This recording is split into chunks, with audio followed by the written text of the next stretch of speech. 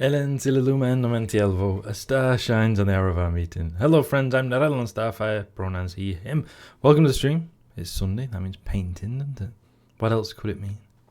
Such is our ancient law and custom. By which I mean I've been doing it for like a year. But you know, close enough. At what point does it become an ancient law and custom? Who can say? I hope you're all doing alright today. Sunday's not a terrible day, is it? For Saturdays though, I always have. So, how are we doing? Finishing the Imperial Night, that's the plan for today. Maybe. I mean, I keep saying I'm going to finish it. Do you think I will? It's been a long time coming. When did I start it? I don't know, beginning of the year maybe? A long time ago. So we're still working on that. We're finishing it off. What needs painting. Putting the pieces together. So we'll keep working on that. Hi Loomis, how's it going today? Hope you're alright. See, part of what we've got to do is the touching up phase, if you like, which is where we're finding the bits where, you know, one colour, you know, something's the colour it shouldn't be, and then neatening it up, which is fine. It's a part that you need to do. But it's also tedious and, you know, not great stream content because it involves me carefully poring over the model to look for tiny things that need changing. So, that's not very interesting to look at. I've just had a message. I'll deal with that in a moment. Not very interesting to look at because you also can't really see much of a result. You probably can't see the tiny little things that I can see. So it looks like I'm not really doing anything. But, you know, it needs doing, so we've got to do it. Going good. How are you? I'm fine, thank you. I'm fine. It felt like a funny weekend, and I can't really quantify why. Not entirely, anyway. Hold on, let me see what this message is in case it's important. It wasn't, but I've already opened it up now anyway. There we go. Yeah, it felt like a funny weekend, and I can't necessarily say why. I mean, there's little bits, but it just felt odd. Anyway, it's still weekend, so it's still better than being at work. You know. Yeah, I'm glad you're going alright. Hope you're having a good Sunday. Hope you had a nice weekend. So, anyway, the touching up phase is one of them. The other thing we're doing is like putting it together. You know, kind of piece by piece, aren't we? Put some armour plates on. Soon we're going to be sticking the feet on the base and the torso on the legs. So we need to do that as well. There's stuff everywhere for this. Normally I've got, you know, like one set of kit I use for assembling and one for painting, which is fine. But I've kind of got to do like having both together. So it's a mess. I'm also going to do that bit again where I was like filing under the feet, so excuse me, because that made a horrible noise last time. Maybe it's not so bad this. No, that's not so bad. You can't really hear that much, can you? So you don't have to get all on it, as long as it's enough. Then that's what matters. See oh yeah, I also want to neaten up that heraldry I did last week. We've got a little bit more detail to put on that. A little bit of messing around there, which will just to kind of give it that extra little bit of something. As I say, not the very visually interesting stage, but important all the same.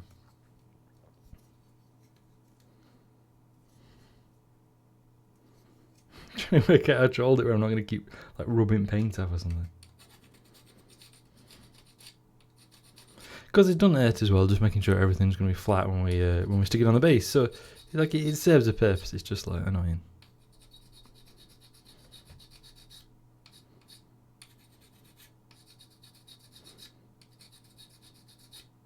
I didn't feel like doing any other painting this weekend, so I ain't really doing any of my own. I've been working on my Drukhari still, but I just didn't feel like it this weekend. I've been playing a lot of Subnautica instead,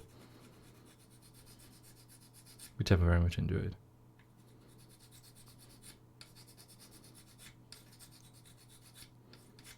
If I can just show you a comparison there, you can probably see that one. That one side, there's all that paint underneath, and that'd interfere with the glue. And this side, I've cleared off the paint. Now, that's why I always always prefer to assemble everything first and then paint it.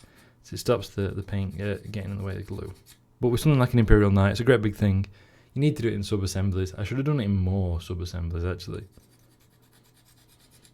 But I didn't, so here we are. This is just the reality we have to live with now.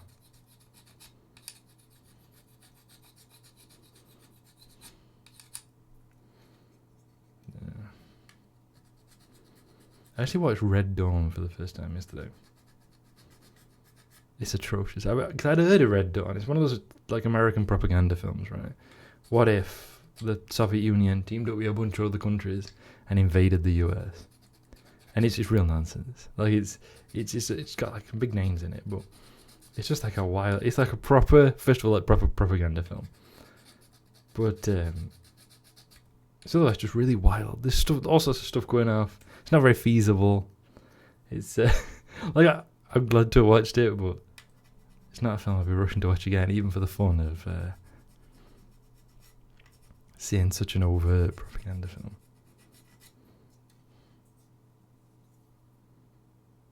Yeah, that's fine.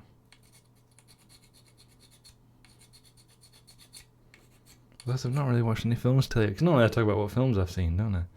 I've not even really watched many of them. So I can't update you in that regard. But the idea of the propaganda film does remind me of something. There's a couple of historians. I follow a few historians on Twitter. Although one of them I had to unfollow for his like pro-US, pro-NATO propaganda. He's one of them who's like really thinks that like the US and NATO is the best way of doing things. I'm like, I can't follow you with that, pal. So I had to unfollow him. But the reason I followed him in the first place is because he was, and you'll see how this all loops back to propaganda in the end, is he would like did a thread breaking down why a lot of the right-wing perceptions about what life would be like in the Roman Republic or Roman Empire are actually really wrong. This idea going around. You see it mostly with Sparta, but you get it a bit with Rome as well. That like modern life's atrocious, and you'd be better off living in the Roman Empire. And you know, like men would have more opportunities or whatever. Now this is curved, it's awkward to file the paint off. I mean, I could use my curved file, I guess, but that's near the room, so. I wonder if I can... There we go. Nah, that's not working. But yeah, so he'd like done this... There we go. Making a horrible noise, so I hope you can't hear. I'm going to move over here. New man at the road.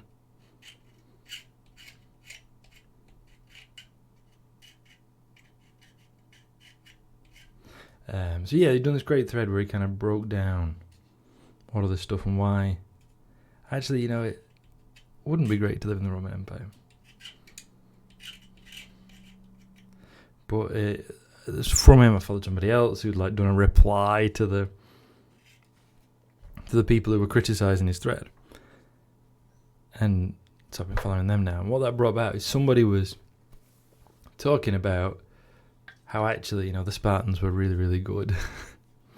Like they were, you know, this really feared power and blah, blah, blah. And people were responding, and it was fascinating because of the things they were saying. Like they were saying stuff like, you know, modern history or modern historians are biased because, you know, they've been indoctrinated by too much estrogen, one of them said at one point, which is like a weird thing to say, but fits with those kind of like very fascistic obsessions with masculinity, doesn't it? But anyway, so there was a whole discussion about it, and someone had like replied to it. Well, another of the historians I follow, like a quote tweet or whatever I have to call him, a quote X. Is that what we have to call him now? Anyway, and he was saying about how it shows the impact of ancient propaganda. Like they were kind of believing the propaganda of ancient sources in a modern context. And it's actually really interesting to kind of see that live, to see people swallowing the propaganda of like 2,500 years ago. It's very interesting. So essentially, this ancient propaganda was the kind of thing that the Spartans built their fame on. They traded on a reputation which they didn't really deserve. Yes, they were fearsome warriors, blah blah blah, but they certainly weren't the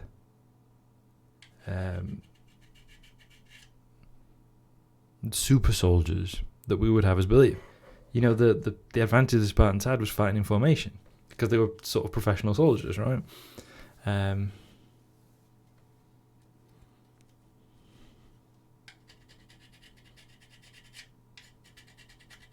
So they had that advantage of sort of discipline and things, which are really important in phalanx warfare.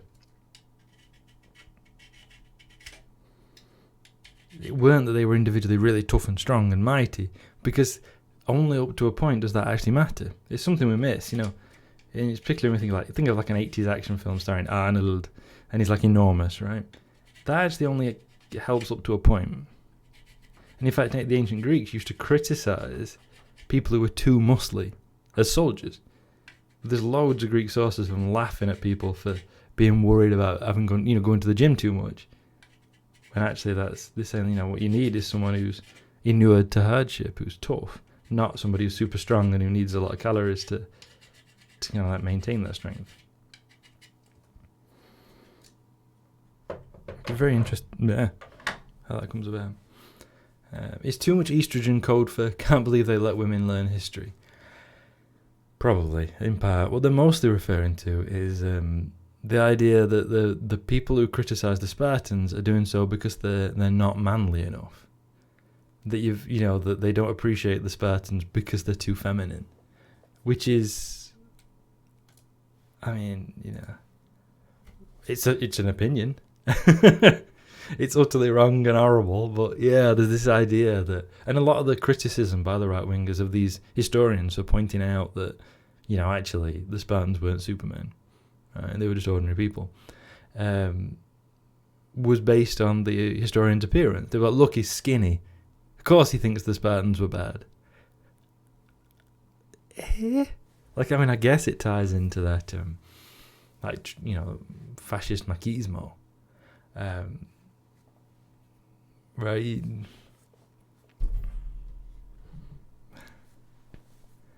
So it's kind of, sorry, I just got a message and I replied to that one.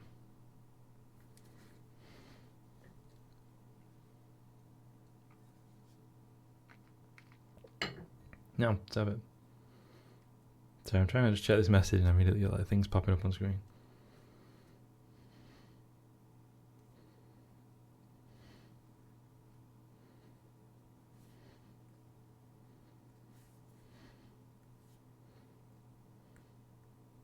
Who?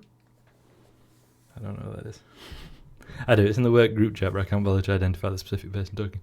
Yeah, for some reason you don't hear the right-wingers talking about the ferocious power of Sparta's teamwork and discipline. Yeah, they don't seem to talk about that for some reason, do they? Just this idea of machismo, which I think has been really made worse by 300.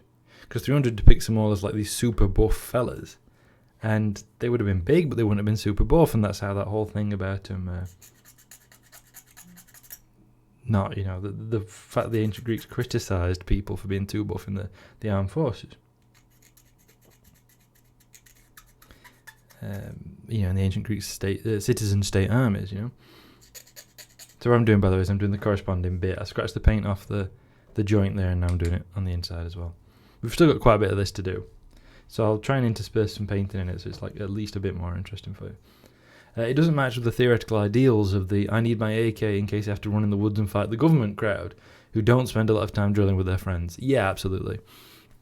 And when I were in Texas, and this is kind of a bit of a complicated issue if you're left wing, because obviously Marx said that the workers should never be disarmed. Here in the UK we have strict firearms laws because the government wanted to disarm us in the 1920s to prevent a Bolshevik revolution here. So I can certainly understand that thing from a left-wing perspective, but what we have to remember is you can't fight tanks with just whatever gun you've got at home. What you need is that discipline and organisation, exactly as Loomis is saying there. Whether, wherever side you're coming from with this, you're not going to be able to fight armed forces or whoever it might be unless you've got discipline and organisation. That's what made the Spartans so successful, insofar as they were, but there's other factors as well.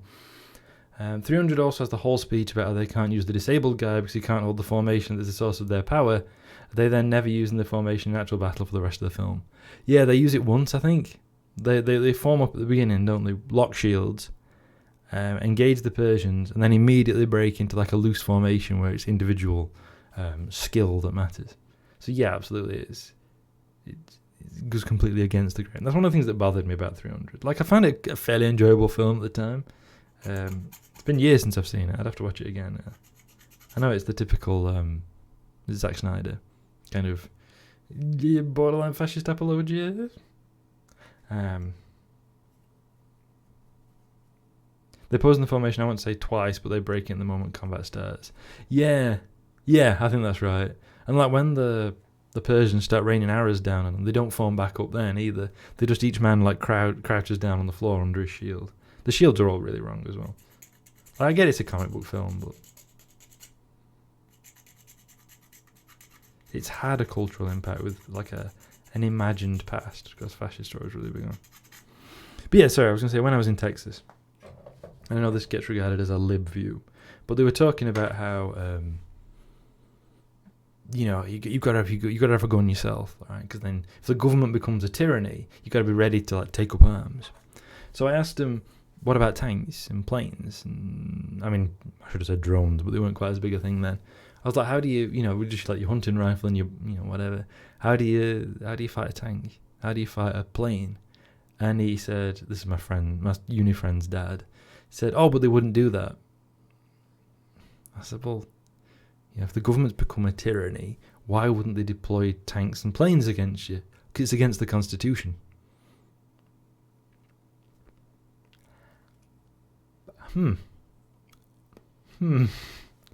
So, certainly no thought about how to deal with it. It's ditches, by the way. That's how you deal with tanks. It's ditches.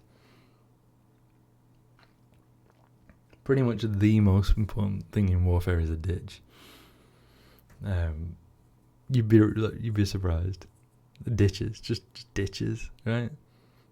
And using infantry isn't. Yeah, exactly. I think the thinking was that because the US Constitution forbids the use of the US Army, US Marine Corps, US Navy, and US Air Force on American soil, it'd be the National Guard. Except I'm fairly sure the National Guard also have like tanks and stuff, so, and like helicopters and things. So I'm not even sure. Like, it doesn't hold up in any way, but that was my argument. Sorry, this is a horrendous noise. I'm trying to work out where can I put my arms so you can't hear it. But yeah, so it didn't really hold up. Now, I can understand a left-wing perspective. And, obviously in a country like the US, where everybody's armed anyway, that's a very different situation to here. Where it's very difficult to get hold of guns.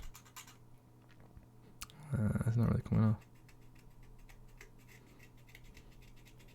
Like, for example, I think there's a case to advocate for trans people to be armed in the US.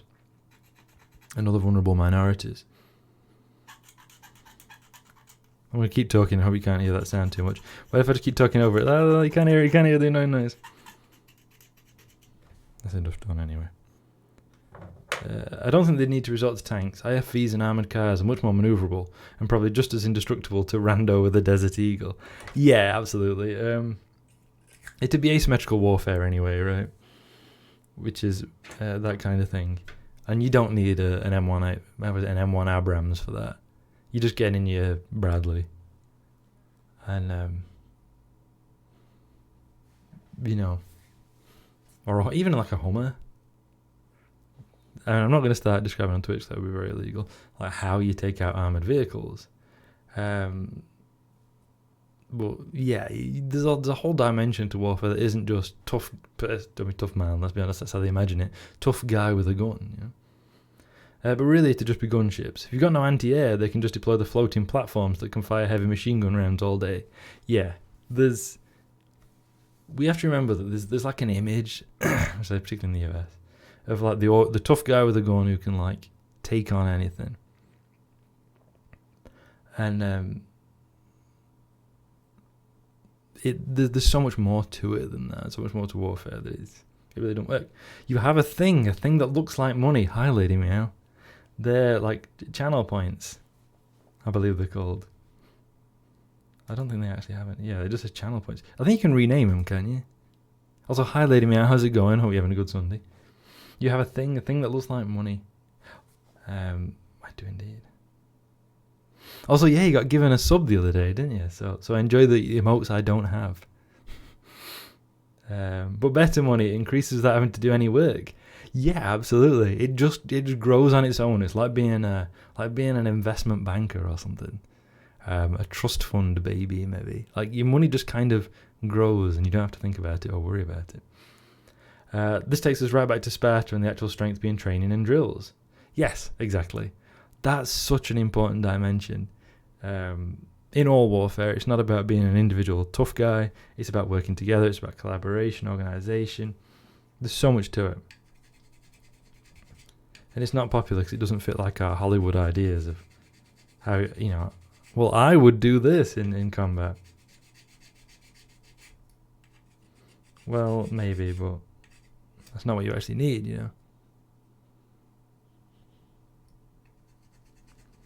And indeed, yes, they can be renamed. No, I was thinking stars still. Calling them stars. I quite like the idea of calling them stars. And as I said, I'm not memeing, by the way. The best way of fighting armoured vehicles is to dig a really big ditch. Can't cross it.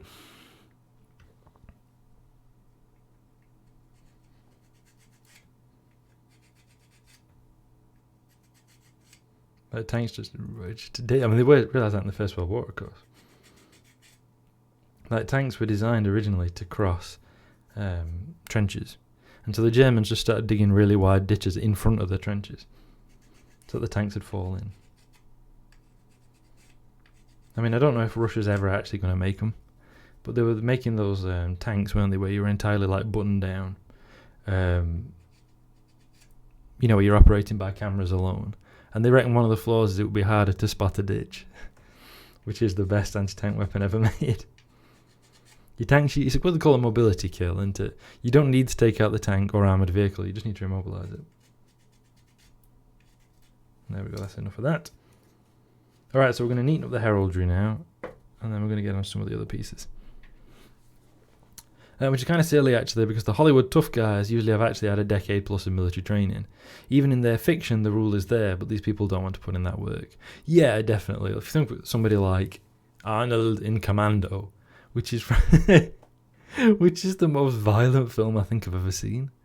Like there are long segments of Arnold with a machine gun just mowing down people, like dozens and dozens of people on screen. I think it is probably the most violent thing I've ever seen.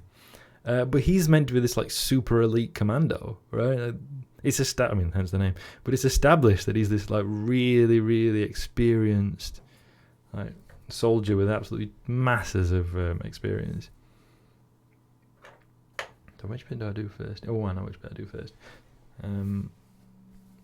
So yeah, that's important. It's not just going to be like, well, I've been to range a bit,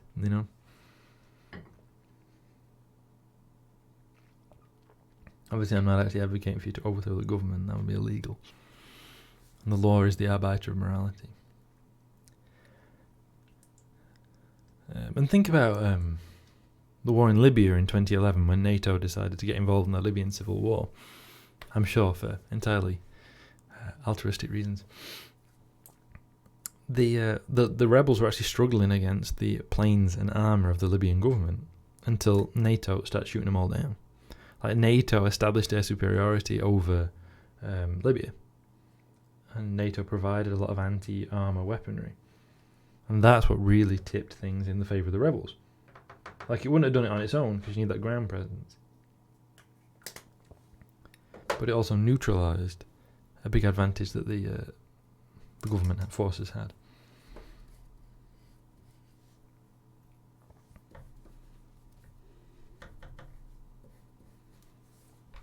Right, so here's what I'm doing now. I'm gonna try and so we've got white. We've got these white details. Obviously, at the minute it's just flat color, which is fine.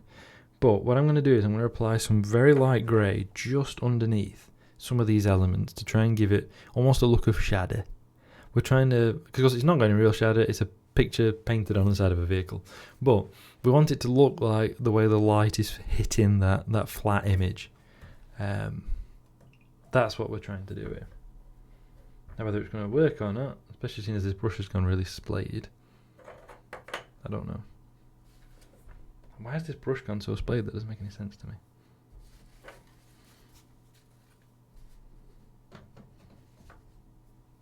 I did everything right, look at that. Can you see how splayed that's gone? It's outrageous.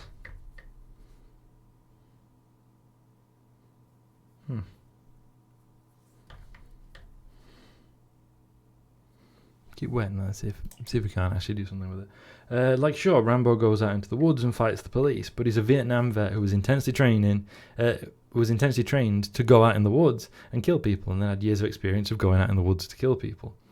Joe Magga goes camping once a year and pitches his tent 2 meters from his truck full of home comforts. These are not exchangeable skill levels. Yeah, absolutely.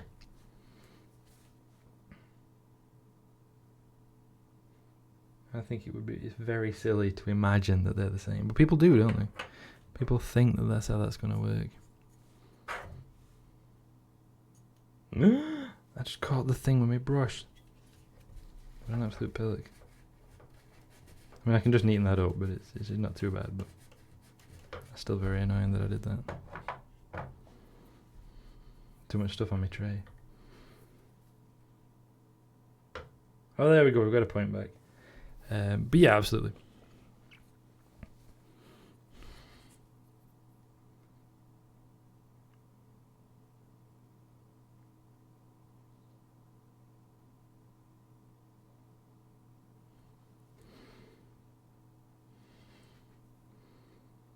There's an element of, like we say, of discipline as well, isn't there?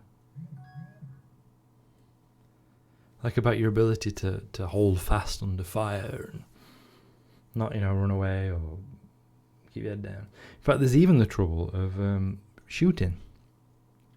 One thing that the British Army found during the First World War was that about 20% of soldiers were what they called non-firers, which were people who would have a shot lined up against the Germans and then just not pull the trigger. They'd load the rifle, point at the German, reload the rifle. Work the bolt to eject the round and load the next one, and just not fire.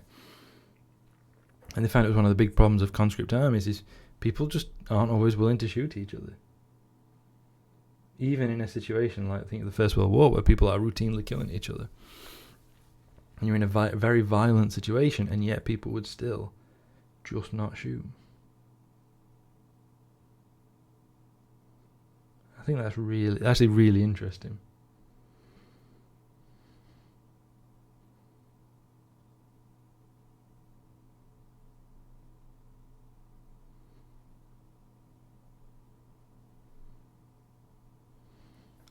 It's why those, if you've ever seen the kind of targets that armed forces train with, they're like a human silhouette. That's why they were introduced. Because the targets that people normally trained with were just normal shooting targets, right? They were just a black circle on a sort of cream field.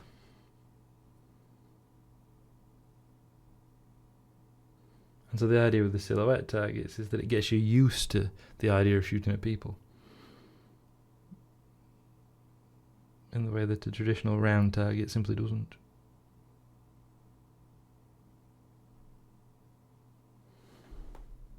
That's not bad. It needs an eating up, but it's not bad. It worked quite well, I think.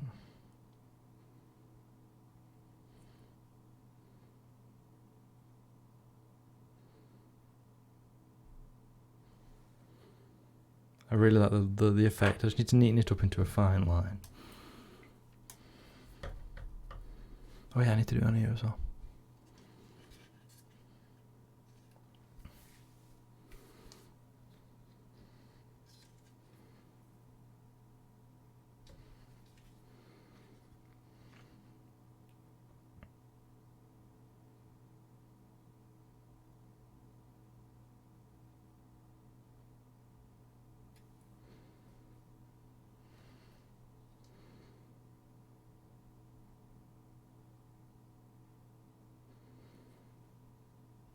Quite an interesting idea, actually. I'd not really thought of doing this, like shading aspect.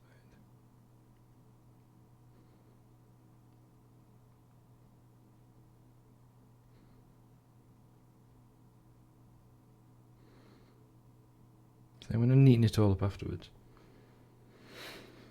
But the idea is actually quite solid, I think. I like that. And what I'm going to do with the yellow is I'm actually going to do the opposite. Instead of applying a darker colour underneath the white, underneath where the lower parts of the white, I'm actually going to mix some of my yellow with some bleach bone, as it used to be called. I think it's called Ushabti bone now, to get a slightly brighter colour and apply that to the upper edges. It's that sort of combination of highlighting and shading that we've talked about before. Move this glue on that out of the way. I've got too much stuff around me. And then we're going to use the red and the blue to just neaten up all around it.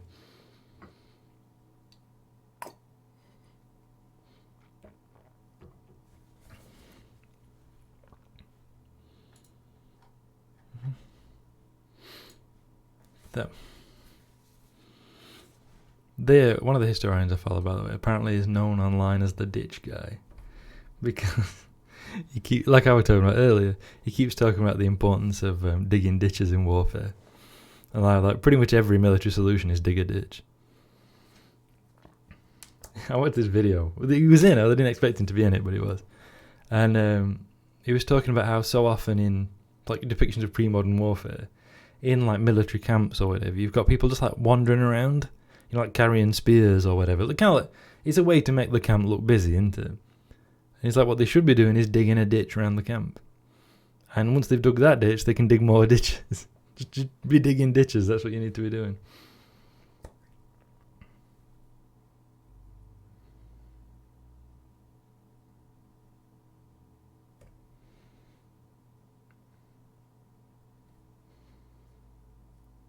Go on then, quick.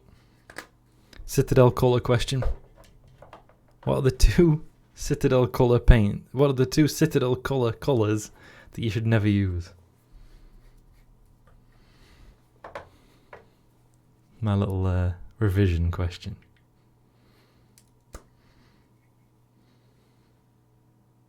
I say never, that's not really true.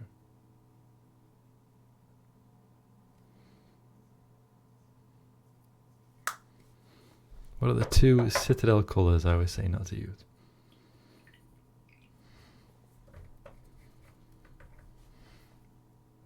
I wonder if some paint got under the ferrule. That could be why.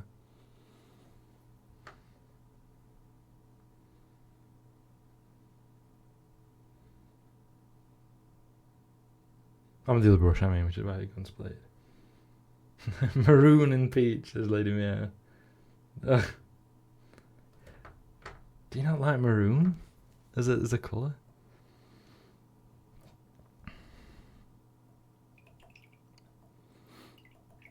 This is maroon. Well, I mean, is it maroon? I think it's kind of a maroon, right? Maroon and dark blue. I think I mean burgundy. Burgundy is that sort of reddy purpley colour.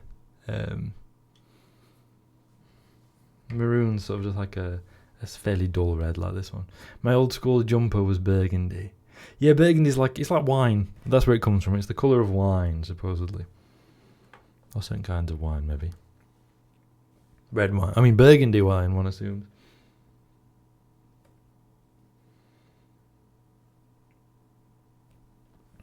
My car's maroon, I think. Well, to be honest, I always call my car maroon, but I think it's actually carmine, which is a colour that people haven't really heard of, so I can't really use that description.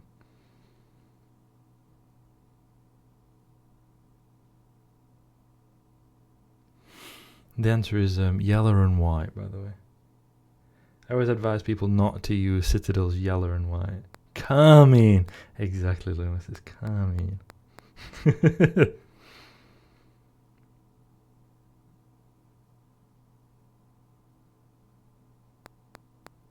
They're the Midland Railway, thus the LMS, and to an extent British Rail afterwards, because they all followed on from one another, used carmine as the colour of their engines. look very nice. Together or just because they're horrid paints? Because they're horrid paints. For some reason, Citadel colour can't seem to do a good white or a good yellow. But Narelon, you're going to say, you're using yellow and white right now. I am, that's true. I am. But yeah, for details, for heraldry or whatever, it's not too bad.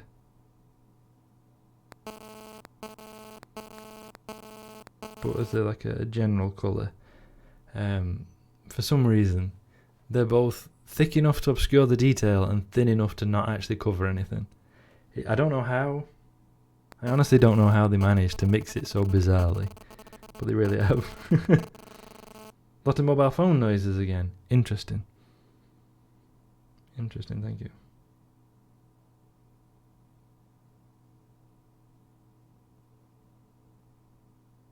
As soon as I'm done with this little bit, I shall investigate.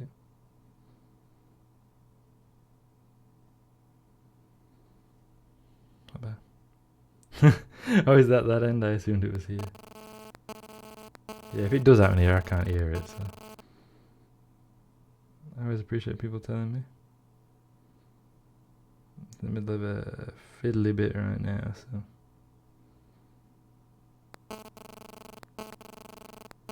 Is it intermittent or is it all the time? I guess my phone's just doing something.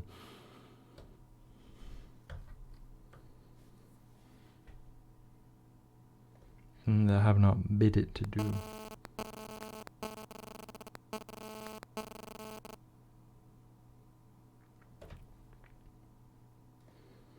There's a joke amongst 40k players about how everyone respects the anyone who collects lamenters. Technically intermittent, but it's very, very frequent. I don't know what's going on with that then.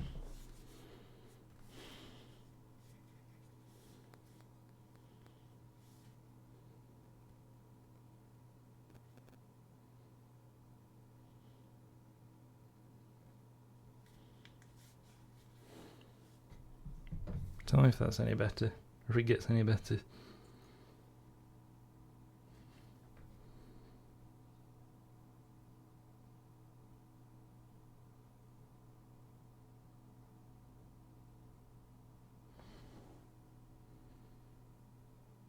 Okay, this could work actually. Every few seconds, ugh. That's very annoying.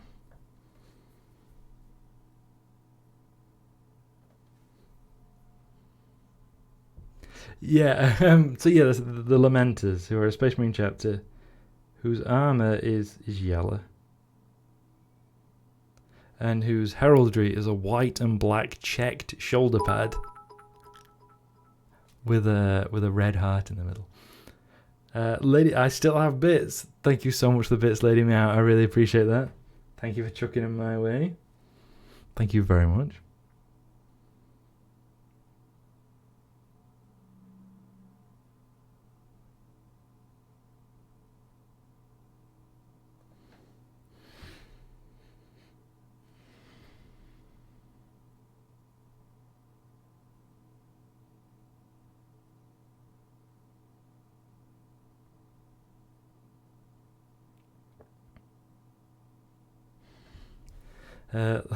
Honestly, having to paint their armour in Citadel yellow is just so Lamenters. Like, you just know it would be them. It does fit, doesn't it? The ones that everything goes wrong for. Like, of course, they're the ones who are wearing the most difficult colours.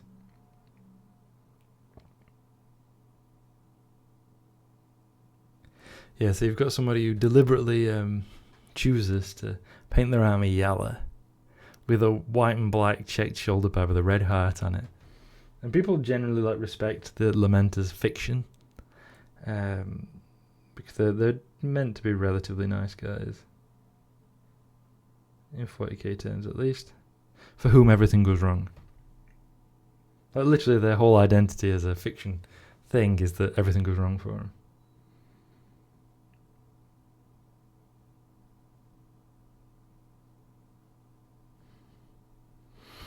As in, it's studied by the Inquisition to try and work out how anyone can actually be that unlucky. Like the kind of thing where they go, clearly something supernatural is going on, because how else could anyone be that unlucky? There is something supernatural going on, but we just don't know what it is.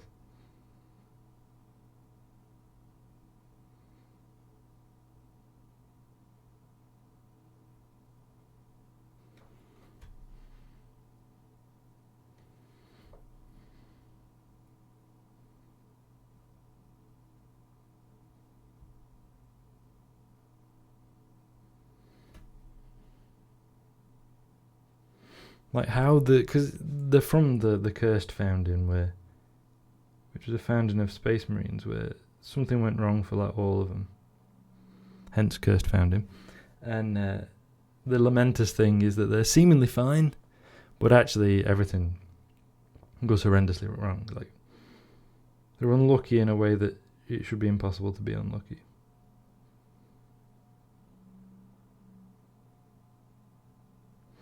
So somehow that affected them from their gene seed or something. But how that's possible, no one can explain.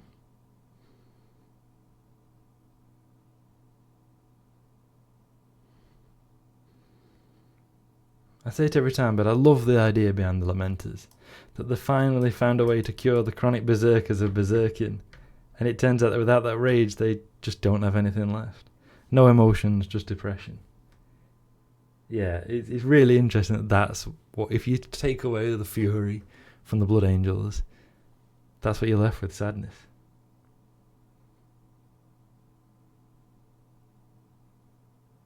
No, I've made a mistake. And I wonder if that's entirely a post-sanguineous thing.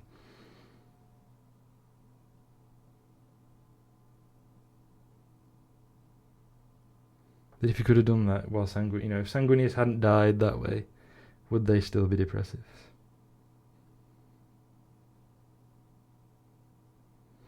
Or is that just innate in what happens if you strip a berserker of berserking?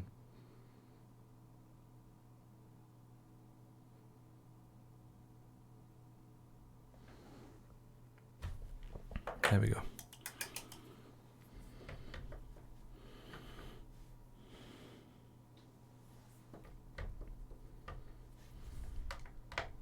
There we go. Okay, so that'll need neatening up in a moment. So will the pickaxe on the other heraldry. And a little bit there needs touching up. So is it time to stick the knight's legs on its base? I think it is. We'll do that next, then we'll do some more neatening up. So I'm going to move piles of stuff around. It's too much stuff. And that's the size of the base. Look at that. Just use my hand for scale. No, use my hand for scale. Look at the size of the base. Magnificent.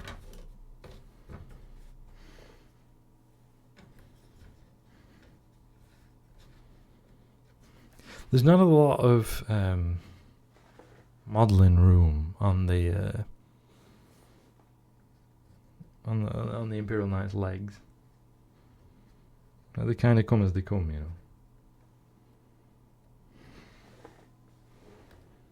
It is possible to change them by cutting pistons and stuff at the back of one leg and lengthening them on the other, but it's not something that you can do easily. It's not something that's they're designed to do very straightforwardly. You can do it though, but they're kind of slightly striding forward, slightly braced, as you can see from that on screen. I don't think it's bad. I don't think there's anything wrong with that. They are bringing out a new model of knight. Well, I say new. It's been in resin for 10 years. The Carastus, because this is technically a Questoris knight. And you get the Carastus knights that are leggier. They're faster ones. I assume not as armoured, I'm not sure. But they're the faster ones.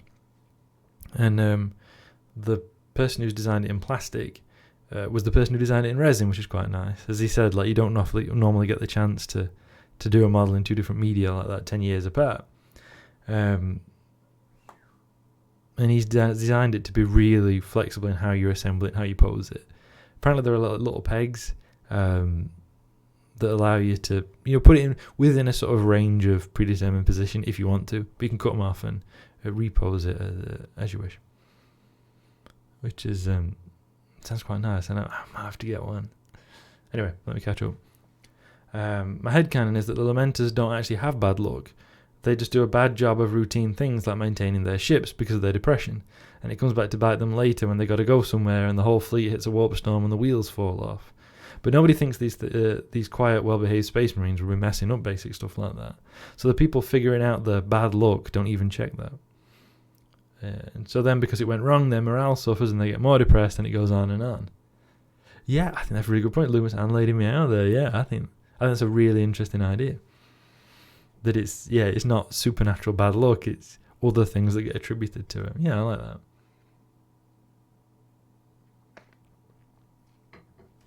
And it fits as well with the 40k thing of stuff getting attributed to the supernatural that isn't necessarily. That is just not being well explained or whatever. Yeah, we just something like that. So if I put this down here flat.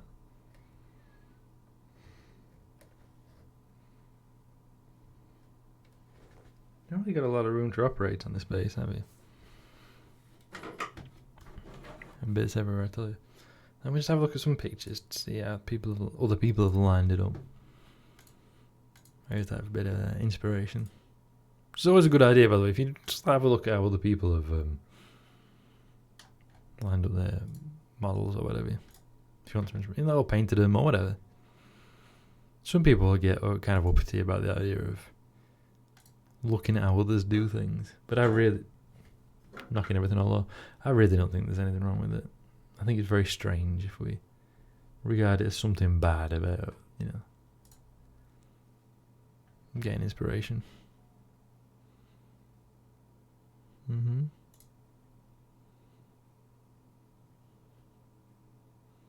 Oh, if they're doing a skew after that. I guess you could, but it looks kind of weird. Like, you can just tilt the thing like this, look. I guess it looks like it's pivoting. Yeah, okay, I don't know, I might do that.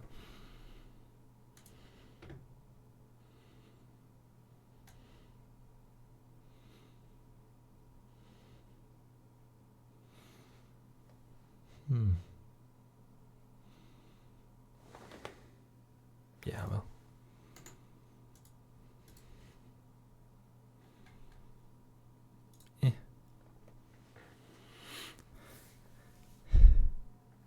Yeah, that'll do it. Right. Yeah, so I was thinking, I saw a post the other day that got me thinking about orcs in 40k. Now, of course, we all know that orcs have a gestalt psychic field, right? That's an established 40k thing. And that part of the effect of that is that their technology works better than it should. We've talked before about how it's become like a fanon thing, that their technology works at all because of it.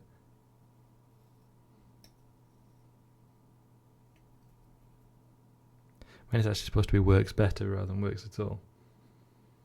We've talked about this before. Probably don't really need to go over it again, I don't think. But I saw someone suggest that, what if even that's just not true? Right? Because if you look at orc technology, although it is ramshackle and wild, a lot of it is stuff that would work. Like if you look at the planes, I wouldn't necessarily think they're very safe, but they're all aerodynamic designs. In fact, they're quite similar to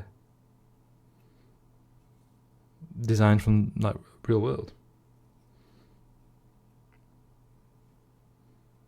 Like if you look at the old planes like the Dakar jet and the Blitzer bomber, whatever it's called, they're just like jet planes out of the 50s.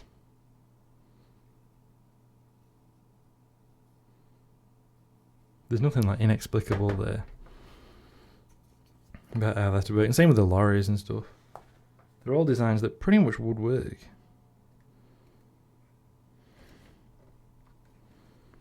So what if it's just that the Imperium can't explain them? Or can't explain why it works as well as it does, because you know what the Imperium's like with technology.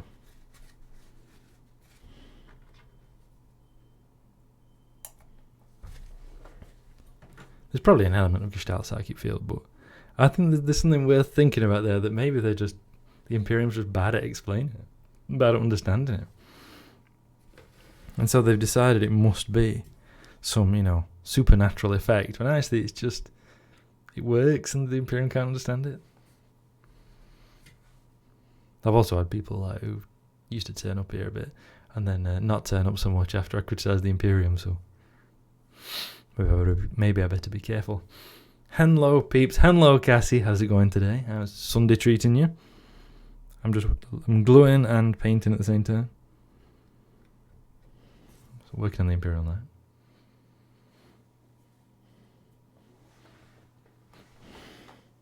It's not exactly how I imagined it, but I like it. Thank you for the shout out, Loomis. Very well, thanks, Nate. I'm glad to hear that. You're having a lazy day today, weren't you? So I hope that's been very relaxing for you.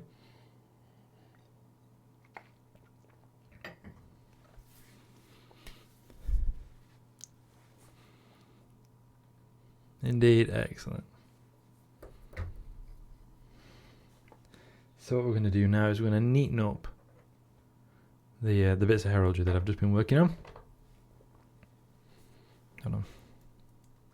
Remember, when you're checking your paint, so put your thumb over the top. You don't want the lid to come open.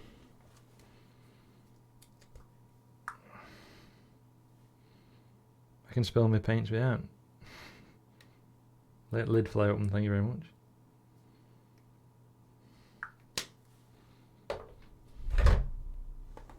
I knew that was going to happen. It's right blocked in my line of sight by the mic, so I just kind of knew that I was going to knock it. Fortunately, it's glued down enough that it didn't matter, but I just saw that coming, honestly.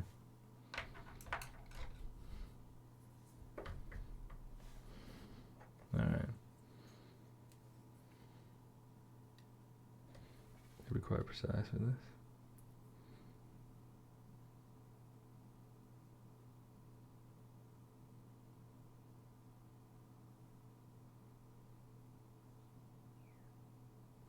Now, especially when you're doing something quite precise like this, you don't want a lot of paint and you don't want it thick.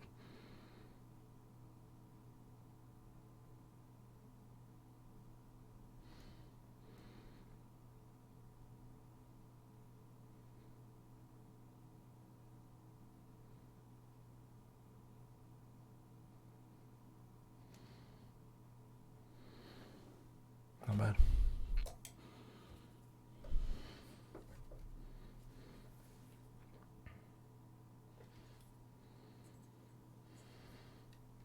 I've got a new tool that I saw in Boys. When I went on holiday in Boys in Scarborough. That I might start using at some point. It's like it's like a little headpiece.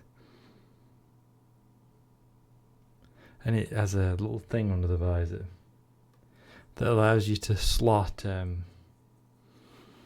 lenses in. It comes with these different magnification lenses. I'm kind of really curious to try that. Especially when you're doing like very fine details.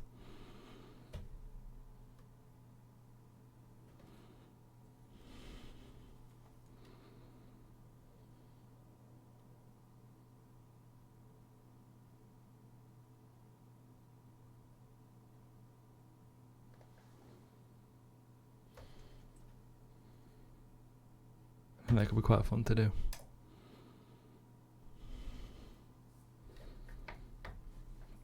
I think, I've got that like whole, what do you call it, like a helping hand or whatever it's called.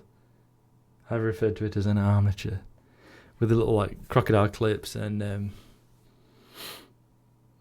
lenses and stuff. That was very useful because the way it kind of holds onto the model, it can be different.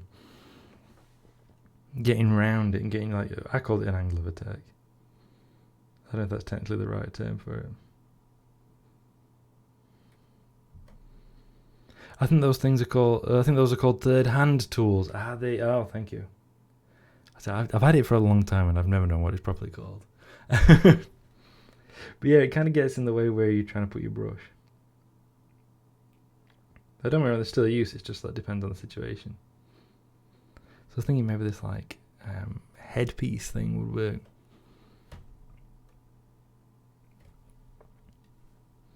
At least when I see them advertised for like soldier and electronics work.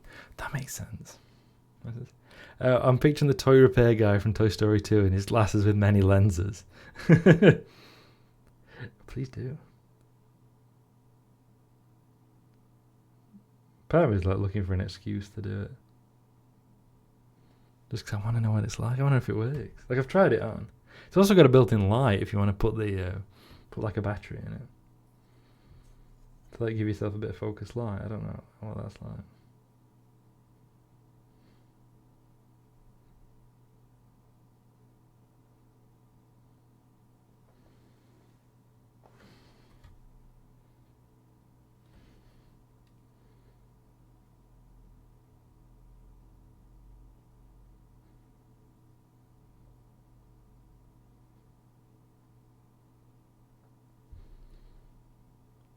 I'm going to paint a circle.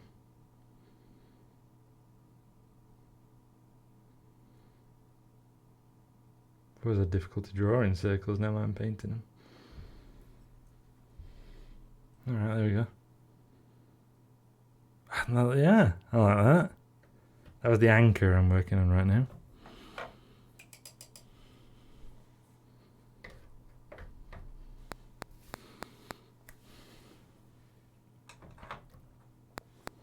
And I'm going to work on the gate.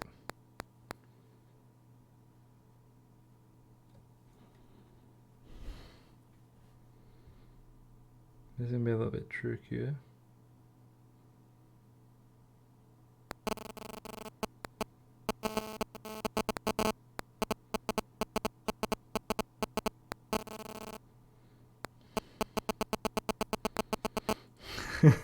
Modelers act like their array of magnifying glasses and lights are something special, when us gamers used to have the exact same thing just to play our Game Boy. That's true. Beeps. Dang damn it, I thought I'd fix that. I wonder if it's even my phone. Maybe it's next door. I thought I'd turned everything off. I remember the magnifying light thing. I had one. I don't think I ever used it much. But I did have one that you like slotted out top of the screen.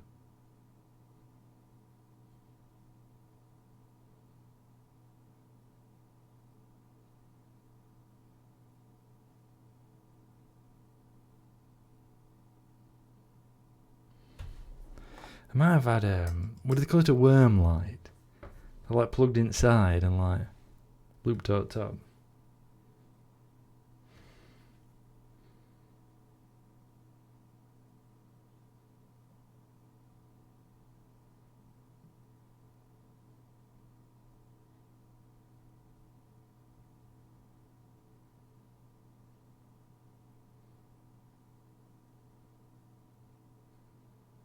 I think it must have been for but I think, did it go in the port in the side that you use for like trading? Battling or whatever when you're playing Pokemon?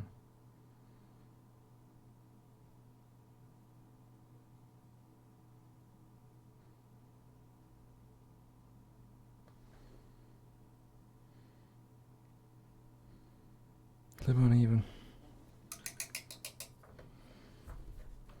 Maybe I should just claim that the unevenness is part of the design.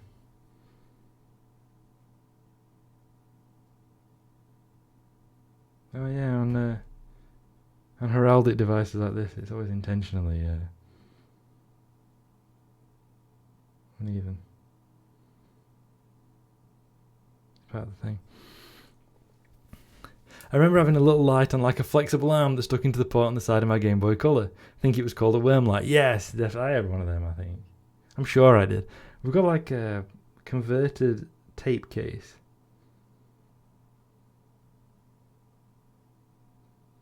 Like it used to hold in cassette tapes. But we converted it and like my godmother like fitted it out with all different padding cut to different sizes to hold my Game Boy Color and my accessories. I've still got that somewhere, but I don't know where it is. Mum and Dad's somewhere.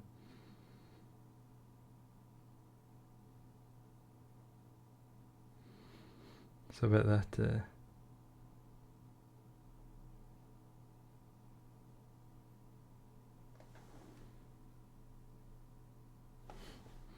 might be worth a look at some point, see if everything still works. Yeah, I kind of like it.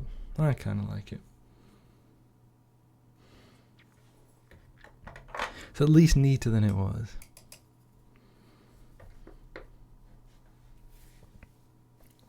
The one I had just clipped over the top and had its own battery. Many evenings spent under the covers trying to catch nocturnal Pokemon in gold. Oh yeah, it had the day-night cycle, didn't it? Excuse me, I'd completely forgotten about that. Certain Pokemon would only come out at certain times, yeah. I don't know how I'd forgotten about that, but I had. I think I used to catch them at like weekend. Was there a thing as well where you had to go at like certain dates to certain places? Was that a thing? I imagine inventing something new.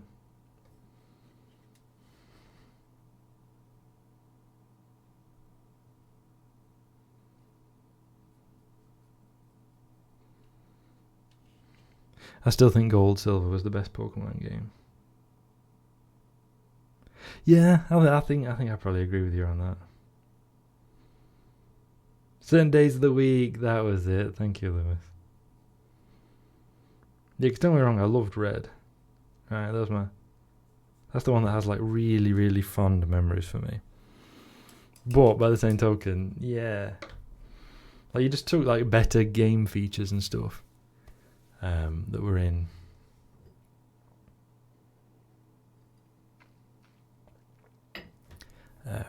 You know, like the stuff where they'd adapted it, improved it, and whatever. Yeah. Certain days of the week, like the bug contest was 3 days a week.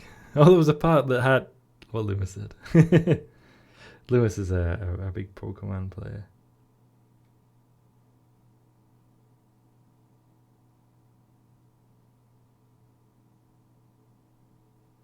Lewis streams like a few Nuzlocke and stuff. It was like Type Lock, something like that, wasn't it, that you streamed, Lewis?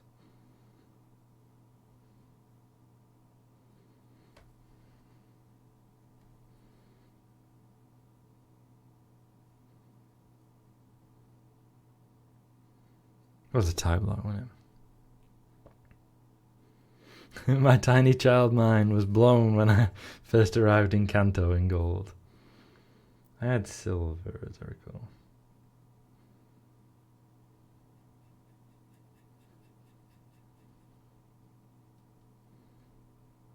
How old were I when I got that? I must have been a teenager.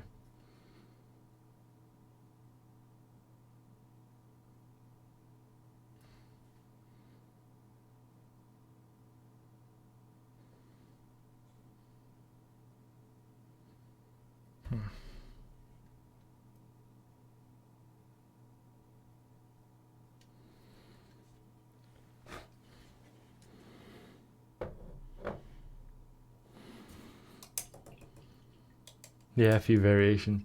I used to enjoy them. They were fun. I liked the one you did where you named your Pokemon after like variations on Chatter's names. That was a lot of fun. Was that your first one? Was that your Type Log? I think there was a Hypno. Was it a Hypno called Narelon? That's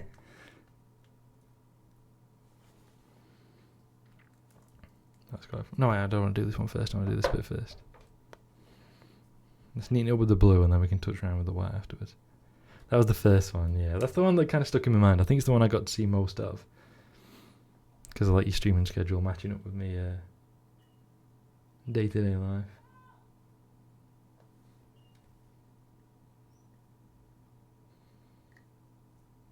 I forgot about that one. That was a good name. That was a good one. I like Narelon.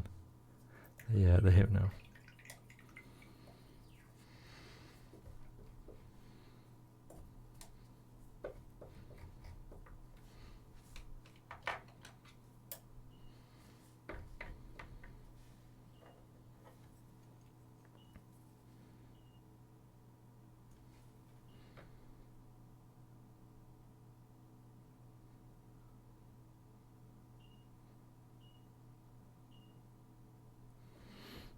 think Lady Meow was a Pikachu called Lady Squeak. I think so. That seems legit. I'm pretty sure I remember an electric type.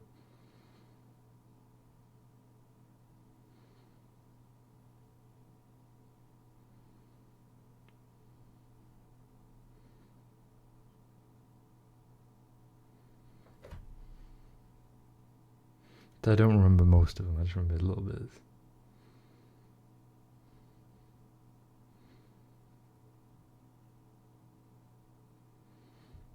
This is going back slowly. Yeah, I mean, it must be years ago now, right? Like what? 2019, maybe?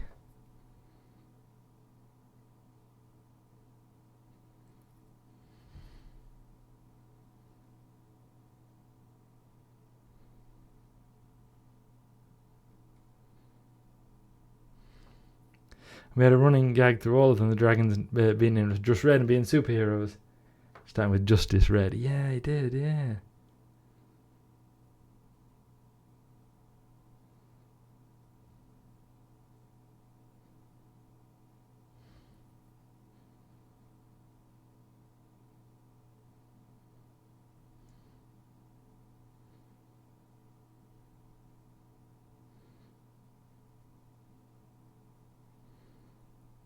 I'm deliberately spreading this paint out a little bit because I don't like it looking a bit clumped. It's like the opposite of what you want.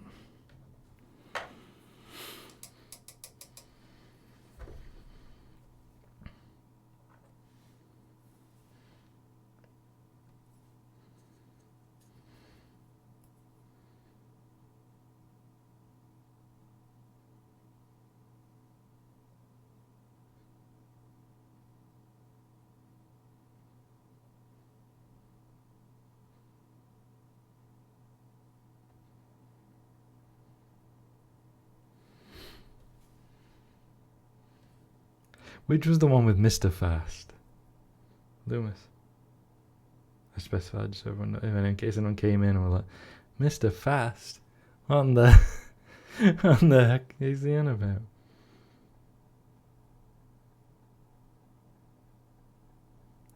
Are those games still on YouTube? I should rewatch them. They should be. In fact, at some point, I don't know when it'll be, but at some point, the videos of me streaming should be uploaded onto the YouTube channel as well. In which case, I'll have to like get a link in here, won't I?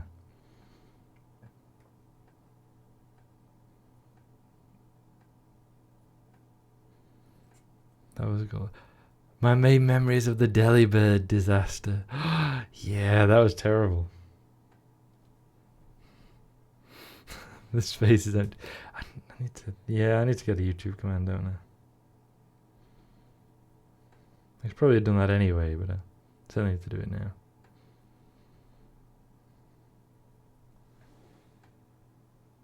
You did a little touching up there, but that's looking good.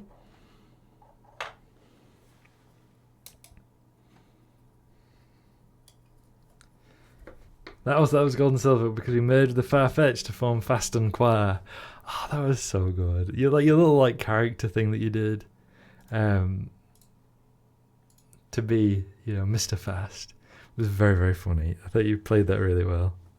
I just remember you threatening to take your cane to one of the gym leaders.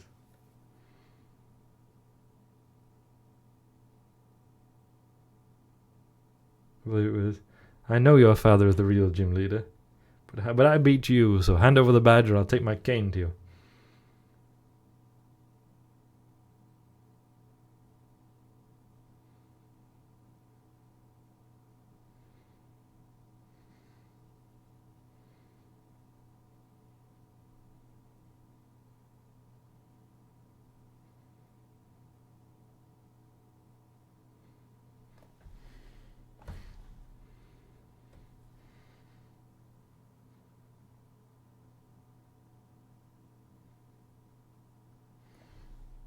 Yeah.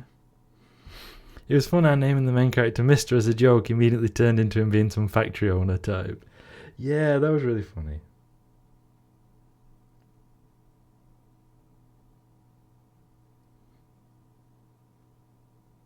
Didn't it start with me pointing out that it made it feel really Victorian when everybody's like, hello, Mr. Fast. Like it immediately changed the the character of the game. And everyone's addressing you as Mister all the time.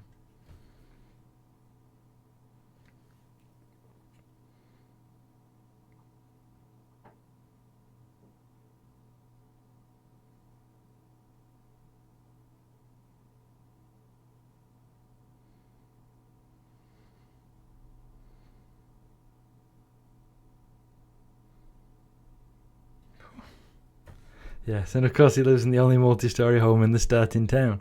It just played itself, didn't it? Like the character wrote itself. There's a little bit more neatening up there because I missed a bit, but that's actually really coming on. I'm going to neaten up the white and then some more sticking together. I can't believe this is actually coming to some kind of conclusion.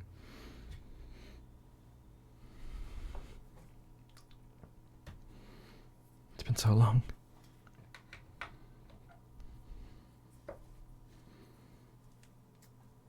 A little bit of white that needs neatening up, and then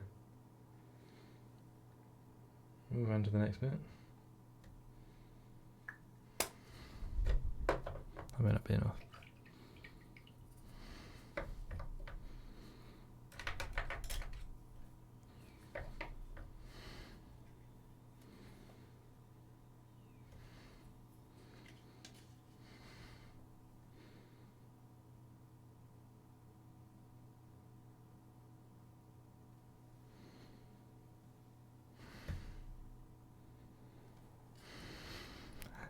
Poor Lord Jalapeno.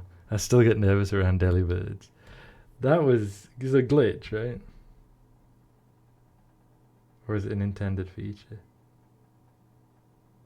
Where that delibird did, supposedly, instead of doing like nothing, did a vast amount of damage. Is that a glitch or is that an intended feature?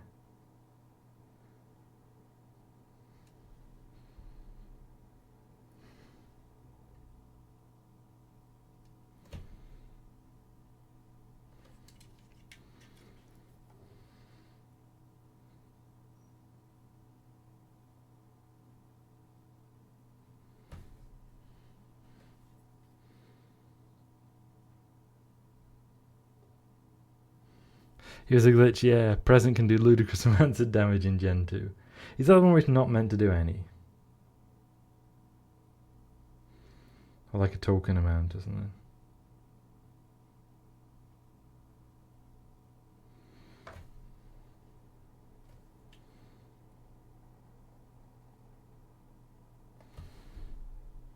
Yeah.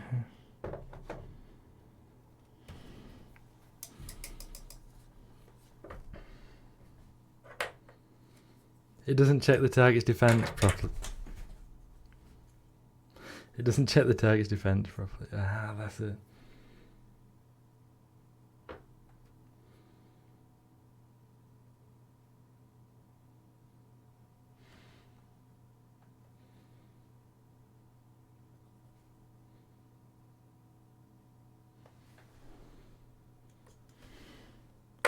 It either heals the opponent a random amount or hits them at a random strength. But because it doesn't check for defense, high strength rolls do way more damage than they should. That was it. I remember it being like horrifying when it just did an absolute ton of damage. With us all being left going like, what just happened?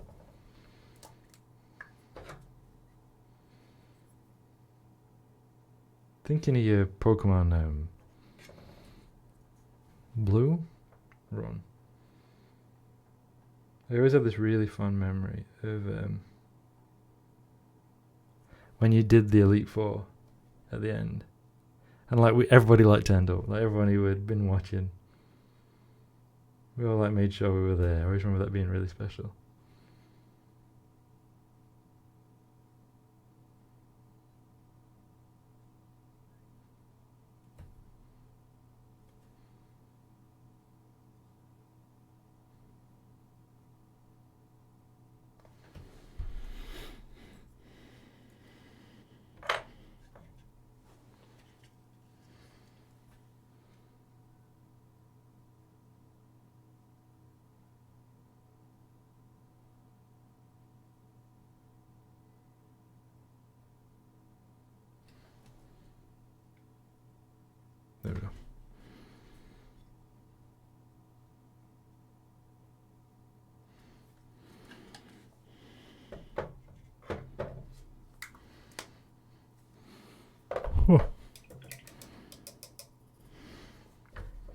A little tweaking around and then some more assembling, I think.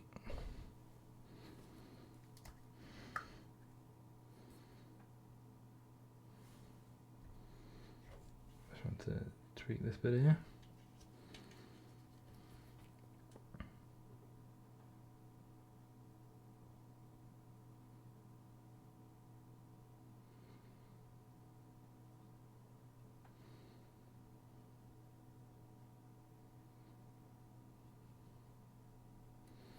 That needs a bit of blue neatening up actually.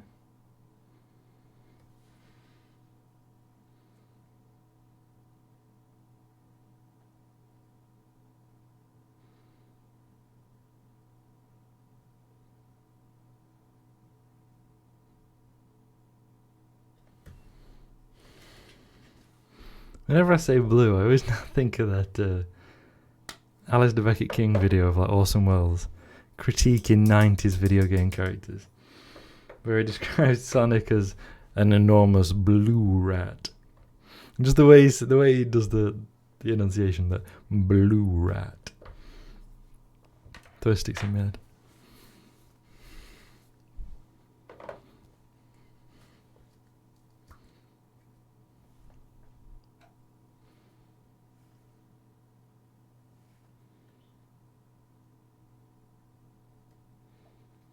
A little bit of black here.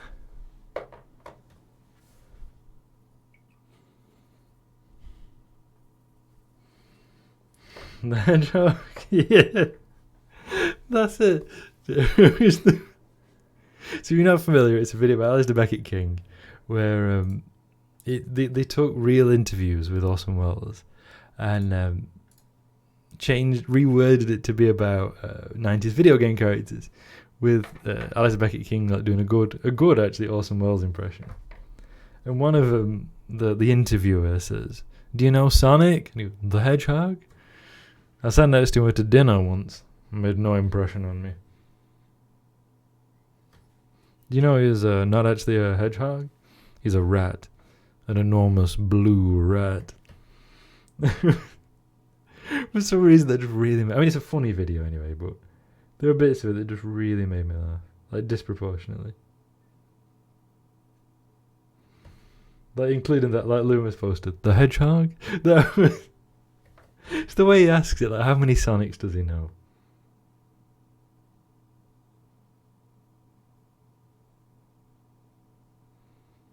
And one thing I should note is that the sat next to him at a dinner once, made no impression on me.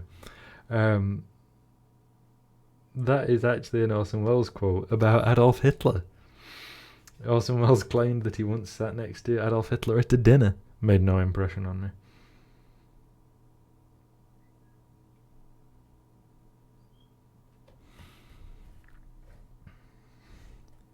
Did Orson Welles sit next to Hitler at a dinner? Maybe.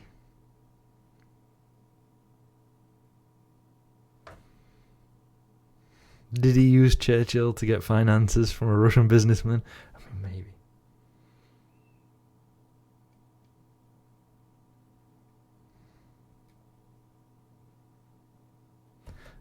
maybe. It's worth noting that Orson Welles refused like studio funding for his films, so he did used to go around people and try and get money from them to finance his films. It's why he basically never finished anything he wanted to, or didn't finish most of the things he wanted to, because he never had the money for it. Like, if you look at his like list of work, there's so much that he just never finished or never got round to, or like started filming but never finished, simply because he wouldn't accept money from studios. Which I can sort of respect as a choice, but I mean, the thing we all remember, or a lot of people remember him for, is doing those adverts.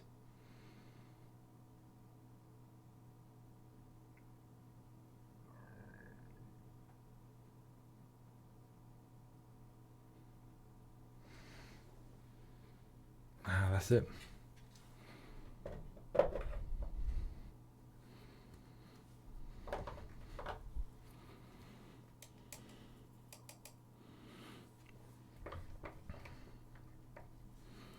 Alright then, What's next?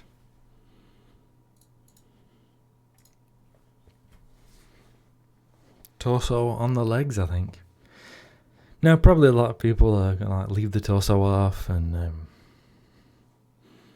find some way of fastening it all together. But that's not me. That's not how I roll. Let's move this out of the way for the moment. Let's just switch my tools around. So we're going to be doing some assembling.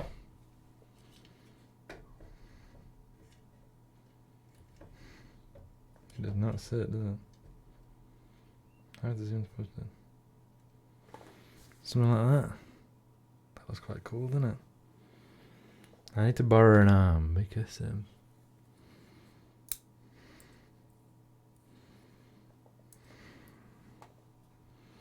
oh yeah, I need to mess around with that now. Maybe it's okay.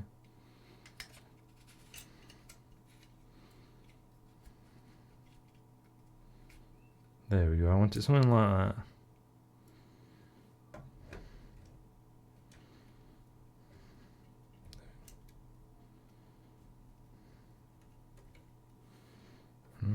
Back in 5? Alright, Loomis. Thank you.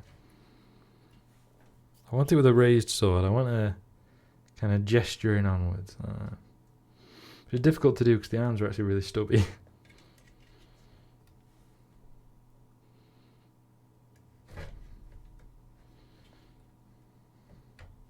But that's the sort of thing I'm thinking of. But you can't really see it. Something like this, though.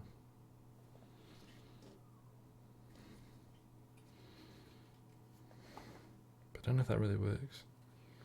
It's difficult to see until the whole thing's assembled exactly what does or doesn't work. So I've got to do the arms first, and then I can put the pauldrons on around. Because their pauldrons are going to sit over the top. Like this.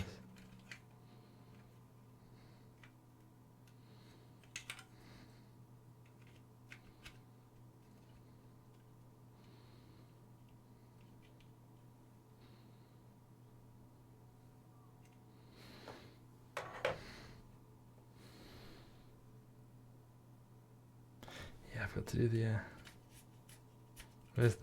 there's like pegs. I mean, there's some of this stuff. I mean, I don't know. If I just lock the arms in place, do I need to glue them on? I don't think I do I? Then I can like reposition the arms. I might just leave that as it is. Let's take the arms off for now. There we go.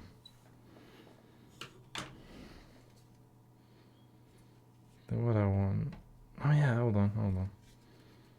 I need to make sure this place that the glue can get purchased inside.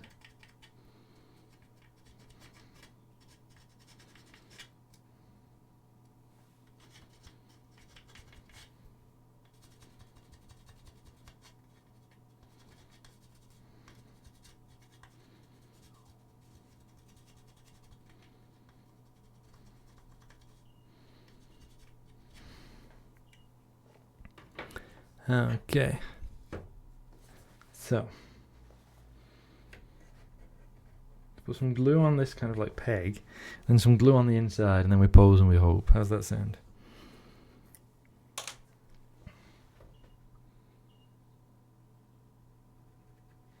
But yeah, some people like magnetize this.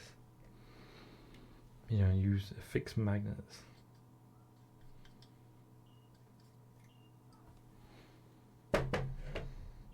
To get it so they can like take it apart and put it back together again. And they also do it for making sure that you can like assemble it with more than one option, stuff like that. Now I've not done any of those things because that's just how I roll.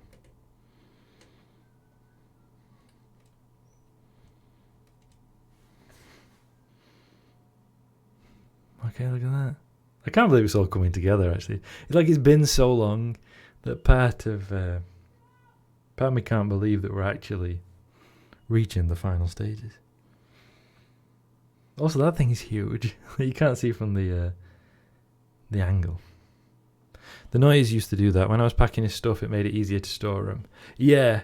There's certain things I've done it similar with. Did you remember me painting the Phoenix? Well, both that Phoenix and the other Phoenix I've got, I didn't glue, because they've got like a base, but yeah, big, with like a tall flying stand, and then this great big wingspan. So what I did is, the only way you can get it to sit on the flying stand is to glue it on. So I glued the flying stand onto the base, and then I drilled a hole into the flying stand. Put a paper clip in the top, cut that top off, drilled a hole in the slot for the flying stand on the Phoenix, and then you can take it on and off, and it works really well. But there's not really a way I can easily do that with the Knight. So we're just going to have to like glue it together, and then I'm going to have to find a thing big enough. Like a container big enough. I've got one. I just need to buy the foam to line it with. Okay, welcome back, Loomis. I've glued the torso onto the legs at a funky angle. That maybe I'm not 100% convinced about.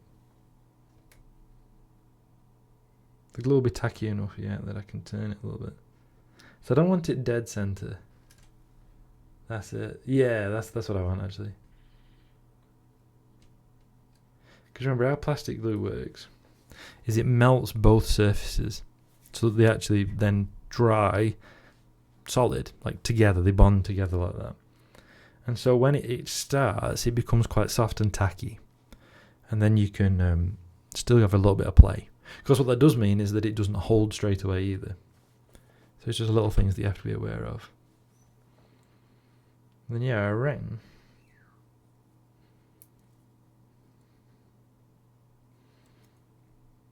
Does that actually? Yeah, that's in place. Got a little bit of movement in them. I reckon I can just hold these on the pegs. I don't think I actually need to glue the arms on.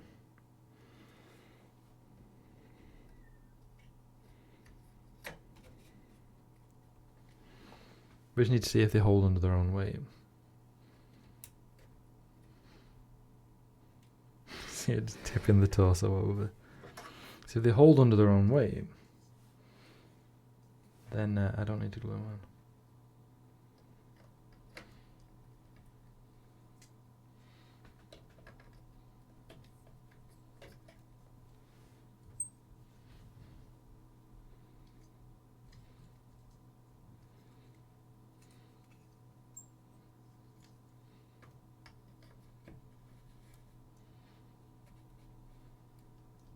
And that means we've actually got a little bit of play on the battlefield.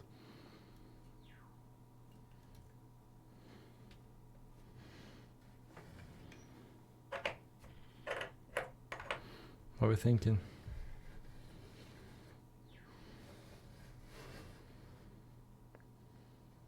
Look at that. It's all coming together. Can you believe it? I mean, when did I start the night?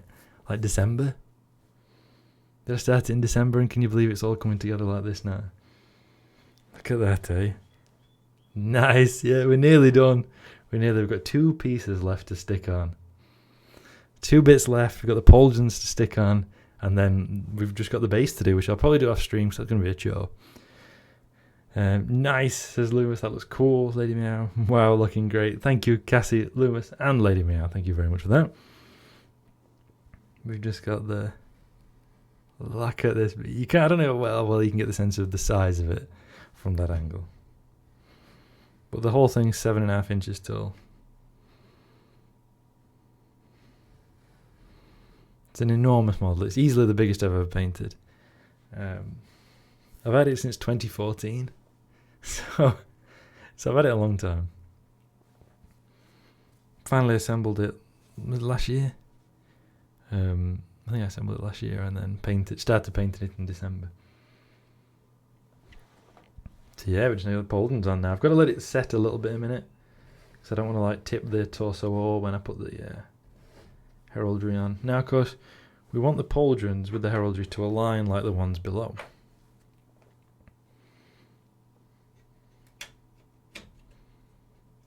So it's something like this. Just immediately drops it.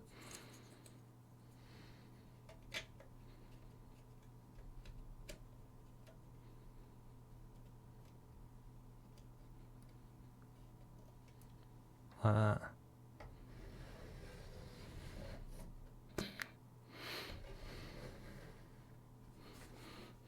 The arm did just immediately drop, so maybe I do need to glue it down a little bit. I want to have a little bit of play. Yeah, it holds. Also, it means I can fold the arms down for ease of storage.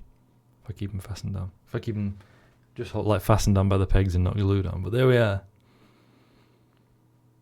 That's what it's. If I put once I glue the pauldrons on, that's what it's going to be like.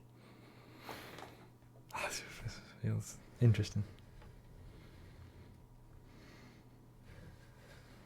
Alright, let's glue them on.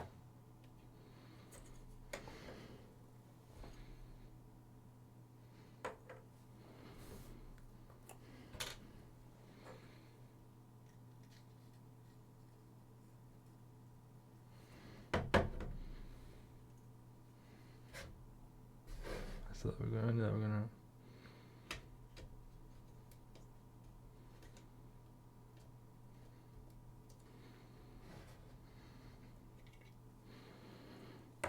But yeah, I've not really decided how I'm going to do the base yet. I know I'm going to paint it brown.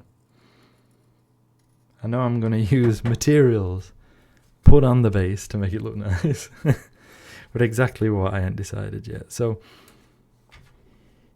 I've talked before about my intention is to do all my 40k armies in the same basing style.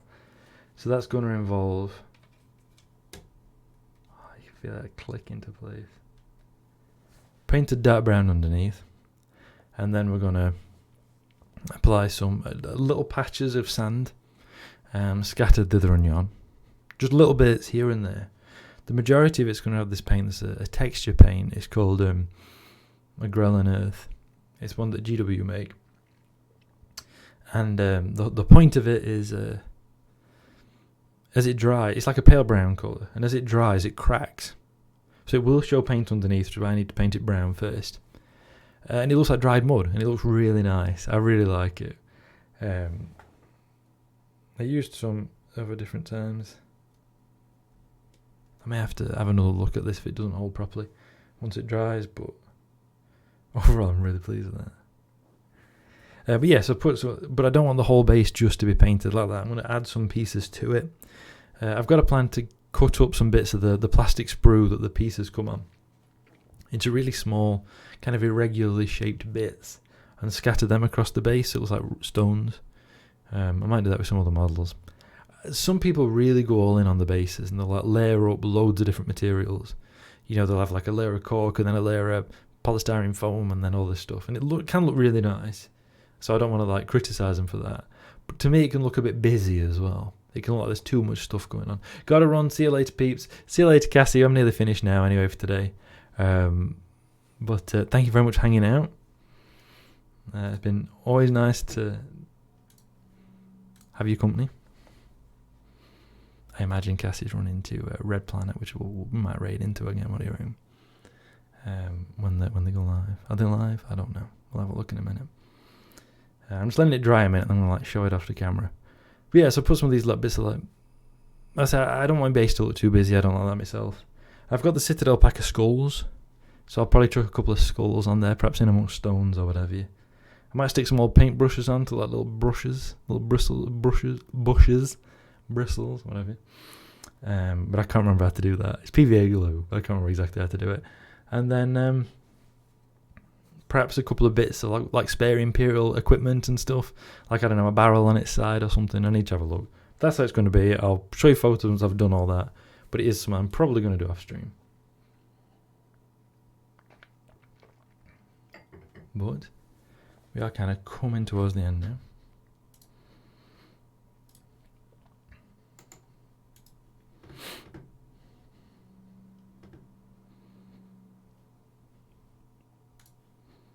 But we're not just there yet. So here we are. Let me just angle this up a little bit. I know you're going to get me twice, but I need to do this carefully. Yeah, the torso definitely needs some work getting it to stick properly. But there we are. What do you think of them? The finished Imperial Knight.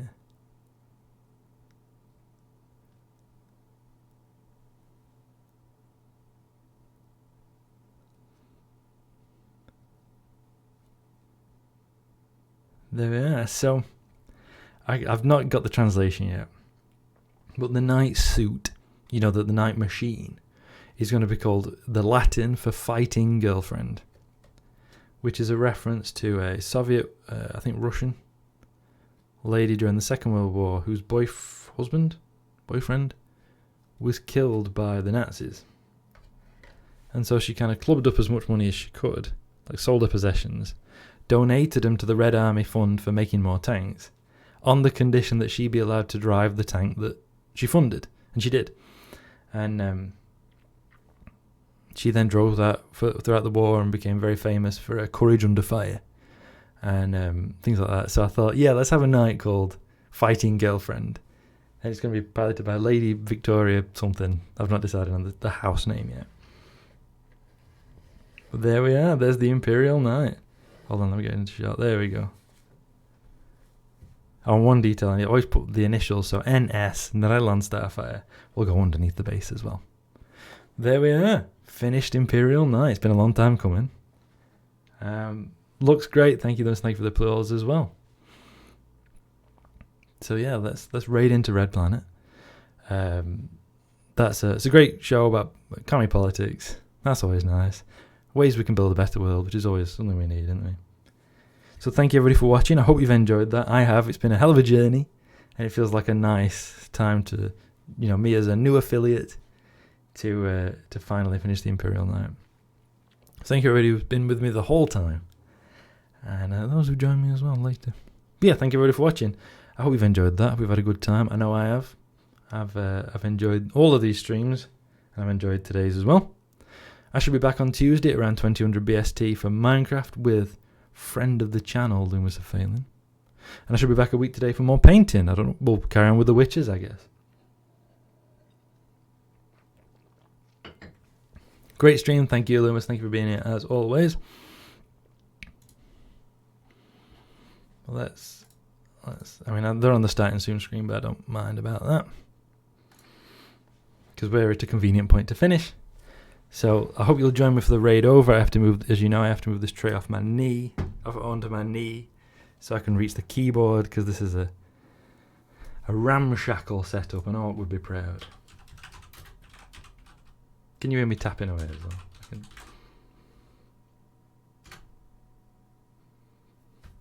There we go, we're going over. Please join in the raid. Don't make me look like a fool. But yeah, so I hope to see you all soon. Night Lady Meow, Night Loomis. I'm going to flick onto the ending screen, and then we'll go over as is my want. You know how that works. So yeah, I hope to see you all soon. Until then, take care, and Namarie.